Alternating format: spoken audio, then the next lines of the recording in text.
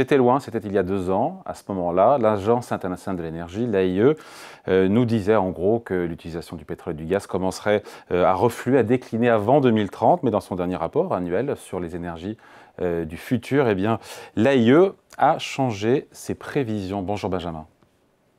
Bonjour David. Benjamin Louvet, directeur des gestions matières premières chez OFI Invest AM. Pourquoi est-ce que l'AIE est moins optimiste sur notre capacité à finalement à tourner la page des énergies fossiles? Pourquoi? Il y a plusieurs raisons, David. La première, et la plus évidente, c'est que le monde a une soif d'énergie absolument considérable et que l'Agence internationale à l'énergie est obligée d'en tenir compte et est obligée aussi de tenir compte des délais de mise en œuvre des autres solutions à notre disposition. La deuxième, qui est moins réjouissante, c'est que l'Agence internationale à l'énergie souligne le fait qu'il y a peut-être un moins grand enthousiasme à la prise en compte des critères environnementaux. Et là, je pense que l'Agence internationale de l'énergie doit bien évidemment prendre en compte le changement gouvernemental aux États-Unis et le changement de politique de Donald Trump, hein, qui est revenu sur l'accord de Paris, qui a fait du mantra Drill Baby Drill, donc fort bébé fort, un slogan de campagne, et donc une volonté de continuer à se reposer sur la production d'énergie fossile aux États-Unis, ce qui pose là aussi un problème majeur. Donc on a clairement une prise en compte, et on la voit bien d'ailleurs dans ce dernier rapport de l'agence internationale, c'est que ils ont repris le scénario de base scénario basé sur les décisions déjà adoptées, les décisions courantes des gouvernements, les décisions déjà en place des gouvernements, qui était un scénario qui avait été abandonné dans les précédents rapports depuis 2019 ou 2020. Donc il y a clairement le constat que les enjeux environnementaux reculent et que leur importance passe au second plan clairement aux États-Unis, mais aussi dans d'autres zones où on voit bien, on commence à revenir sur certaines des décisions sur lesquelles on s'était engagé, notamment en Europe, où on commence à rediscuter de la fin du moteur thermique. Donc la transition énergétique, si je comprends bien, et on le voit bien, est plus lente que prévu dans différentes zones. Et en même temps, c'est ce que nous dit l'AIE, le développement des énergies renouvelables a été massif. Aujourd'hui, elle se déploie dans le monde plus rapidement, évidemment, que les énergies fossiles. Alors oui, c'est aujourd'hui plus important. Et au-delà de ça, ce qu'on constate, c'est que dans les développements des énergies fossiles, il y a notamment une critique qui est très souvent faite à la Chine, hein, de développement massif dans le domaine du charbon, qui est réel, hein. Il y a toujours des constructions de centrales à charbon en Chine dans des quantités importantes, mais ces développements ont pour but d'assurer une stabilité de la production énergétique. Cette résilience énergétique est d'ailleurs soutenue par l'Agence internationale de l'énergie, l'importance de cette résilience énergétique face aux problèmes de cybersécurité, aux problèmes climatiques également. Et la Chine construit des centrales à charbon, mais ces centrales à charbon ne sont pas utilisées dans tous les cas. Le taux d'utilisation des centrales à charbon aujourd'hui en Chine est de 50%. C'est d'ailleurs ce qui explique que l'Agence internationale à l'énergie est assez optimiste sur la décrue de l'utilisation du charbon dans les années à venir. Mais on a clairement une accélération très franche dans le domaine des énergies renouvelables, notamment en Chine, hein, qui constitue aujourd'hui quasiment 50%, voire plus, de toutes les installations des technologies renouvelables dans son pays. Donc il y a clairement une accélération là-dessus, mais on est encore loin du compte, David.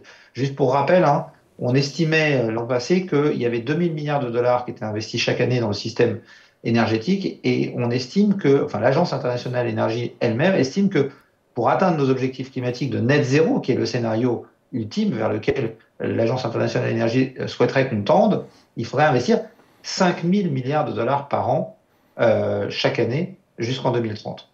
Donc le résultat, au final, c'est que notre dépendance au gaz et au pétrole pourrait se prolonger au-delà de 2030. Et c'est là où le changement par rapport aux prévisions, aux projections, aux scénarios de l'AIE d'il y a 2 ans. Alors, c'est un sujet qui a été beaucoup relayé, mais il faut quand même bien garder en tête une chose, David, c'est que oui, l'Agence internationale de l'énergie dit que la consommation de pétrole et de gaz pourrait continuer à progresser jusqu'en 2050. Mais ça, c'est dans le scénario où on continuerait à appliquer les politiques déjà en place. Si on passe sur un scénario où on implémente les politiques qui ont été annoncées mais qui ne sont pas encore implémentées, typiquement l'arrêt du moteur de la commercialisation de véhicules thermiques à partir de 2035 en Europe, si on passe toutes ces mesures qui ont été annoncées, on devrait atteindre un pic de la consommation pétrolière et gazière au début de la prochaine décennie, donc au début des années 2030, pour le pétrole et le charbon, pardon. Pour le gaz, ça prendrait un peu plus de temps. Ça serait plus probablement jusqu'à 2035 ou 2040. Le gaz est toujours considéré comme une énergie de transition parce que c'est l'énergie carbonée qui, aujourd'hui, pollue le moins selon les recherches scientifiques. Donc, il y a clairement le constat qu'on a du mal à se défaire de cette dépendance au pétrole. Mais on en a déjà parlé ensemble, David, on le sait. Le pétrole est une drogue dure parce que c'est une énergie facile à consommer, facile à transporter et peu chère, en particulier aujourd'hui où le développement du pétrole aux États-Unis a permis de retarder le peak oil qui était attendu. Et donc, on a aujourd'hui même plutôt un surplus de pétrole qui est attendu. L'OPEP a revu ses prévisions hier, alors que l'Agence internationale de l'énergie sortait son rapport. Et donc, on devrait avoir des prix du pétrole qui devraient rester bas, ce qui ne favorise pas la transition énergétique. Ouais. En tout cas, pour que la demande de pétrole diminue à partir de 2030, l'AIE nous dit que c'est si et seulement si la part des voitures électriques atteint 50% des ventes mondiales en 2035. Oui, il va falloir qu'on fasse un gros effort. On a déjà des taux qui vont dans cette direction dans certains pays du Nord. La Chine progresse très fortement aussi dans ce domaine, hein. Faut pas oublier, l'année dernière, 65% des véhicules électriques vendus dans le monde ont été vendus en Chine. Donc, c'est nous en Europe, ce sont les États-Unis également qui ont besoin de faire des gros progrès dans ce secteur-là. Mais là encore, il y a un autre point très important qui est mentionné par ce rapport de l'Agence internationale de l'énergie et qui va être important dans les années qui viennent, c'est la dépendance aux métaux. Je crois que c'est aussi un des points essentiels de ce rapport qui est souligné. L'Agence internationale de l'énergie souligne que sur 19 des 20 métaux critiques pour l'aérospatiale, la défense, les énergies renouvelables, les véhicules électriques, le stockage d'énergie, il y a un seul pays qui concentre la majorité du raffinage de ces 19 métaux sur les 20 nécessaires, c'est la Chine, et elle a un taux moyen de raffinage au niveau mondial qui est supérieur à 70% sur ces 19 métaux, en moyenne. Le 20e métal, c'est le nickel, et il est dominé par l'Indonésie, qui aujourd'hui représente quasiment 50% de la production mondiale. Donc, on a clairement, là aussi, un risque très clairement pointé de la part de l'Agence internationale de l'énergie sur un besoin de faire évoluer ces productions minières pour pouvoir actionner le levier de la transition énergétique dans les pays développés. Benjamin, il y a 3 scénarios, il y a 3 futurs possibles selon l'AIE. On en a parlé, on a évoqué 2. Le premier, c'était de prolonger effectivement les politiques existantes en matière d'énergie et de climat. Et là, pour le coup, la consommation, la demande de pétrole et de gaz augmente sur la décennie 2030, on l'a dit. La deuxième, on l'a évoqué rapidement, ça prend en compte les mesures qui ont été envisagées par les États, mais qui ne sont pas nécessairement, pas forcément adoptées et implémentées. Il reste un troisième scénario qui est le plus rose, entre guillemets. Oui, qui est le scénario net zéro émission sur lequel l'Agence internationale à l'énergie travaille depuis maintenant plusieurs années, hein. Je crois que le premier document était sorti en 2020 et qui nécessite une accélération très forte dans tous les domaines décarbonés, hein, que ce soit les énergies renouvelables, solaire, éolien, aussi dans le nucléaire, aussi dans le véhicule électrique, mais aussi beaucoup sur deux grands oubliés de la transition et des éléments nécessaires pour la transition. Le premier, c'est le stockage d'énergie. Il va falloir développer du stockage d'énergie pour pouvoir gérer l'intermittence des énergies renouvelables. Et puis, le point, je pense, le plus important et aujourd'hui encore un peu négligé, c'est le réseau électrique. Juste pour rappel, aujourd'hui, le réseau électrique dans le monde, c'est 70 millions de kilomètres. Et pour réaliser la transition énergétique, on estime qu'il faudrait un réseau de 140 millions de kilomètres. 140 millions de kilomètres, David, c'est la distance entre la Terre et le Soleil. Et on a 25 ans pour mettre tout ça en place.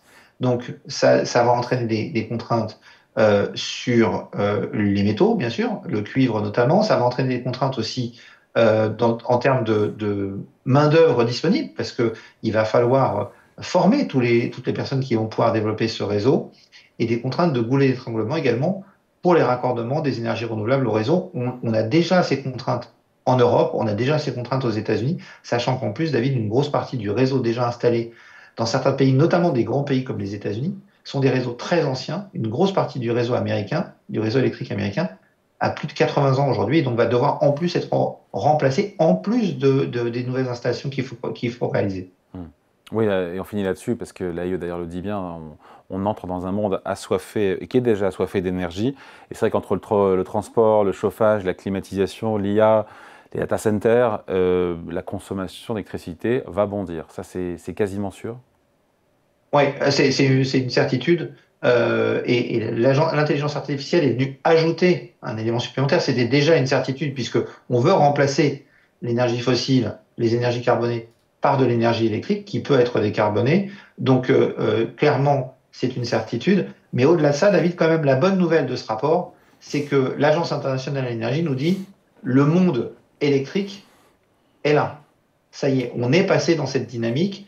Et la preuve la plus importante, c'est que cette année, la production d'énergie renouvelable en Chine a augmenté de telle sorte que les émissions de CO2 en Chine au premier semestre ont baissé. Ça, c'est un élément extrêmement important. Et on voit effectivement les installations, notamment en Chine, de renouvelables qui ont énormément progressé et la production d'électricité propre qui se multiplie. Donc on a quand même un élément positif dans tout ça. On est rentré dans l'ère électrique, nous dit l'Agence internationale de l'énergie. Et ça, c'est une bonne nouvelle pour le climat. Allez, merci beaucoup. Explication signée Benjamin Louvet, directeur de gestion matières premières chez OFI Invest AM. Merci Benjamin, bonne journée. Merci David.